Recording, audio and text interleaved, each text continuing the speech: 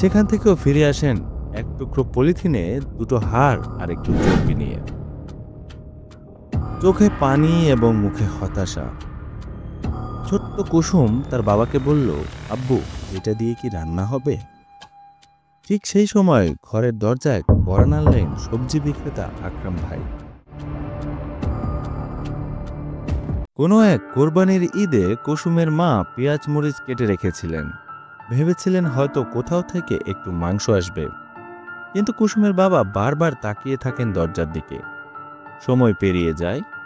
অবশেষে নিজেই বেরিয়ে পড়েন সাহায্যের আশায়। প্রথমে বড় সাহেবের বাড়িতে গিয়ে তিনি বললেন, ভাইজান, একটু কোরবানির মাংস যদি দিতেন। বড় সাহেব বললেন, কি জানি কোথা থেকে আসে এইসব। এই বলে তিনি দরজাটি বন্ধ করে দিলেন। কুসুমের বাবা একবার অপমানিত হয়ে ভারী পায়ে আবার অন্য বাড়িতে গেলেন। সেখান থেকেও ফিরে আসেন এক টুকরো পলিথিনে দুটো হাড় আর একটু চর্বি নিয়ে। চোখে পানি এবং মুখে হতাশা। ছোট্ট কুসুম তার বাবাকে বলল, আব্বু, এটা দিয়ে কি রান্না হবে? ঠিক সেই সময় ঘরের দরজায় কড়া নাড়লেন সবজি বিক্রেতা আকরাম ভাই। তিনি কুসুমের বাবাকে বললেন, কাকা, গ্রাম থেকে ছোট ভাই এসেছে। এত কোরবানির মাংস আমি কি করব? এই মাংসটুকু আপনি রাখুন। কুসুমের বাবা ফুপিয়ে কাঁদতে শুরু করলেন এবং আল্লাহর শুকরিয়া আদায় করতে লাগলেন। কুসুমের বাবা এবং মা পরিবারের সবাইকে নিয়ে মাংস রান্না করে আনন্দে খেতে বসলেন। খাওয়া শেষ ঠিক তখনই শুরু হয়ে গেল প্রবল ঝড়। সাথে সাথে বিদ্যুৎ চলে গেল। টানা 2 দিন বিদ্যুৎ ছিল না। তৃতীয় দিন কুসুম ও তার বাবা গ্রামের মধ্য দিয়ে হেঁটে যাচ্ছিলেন।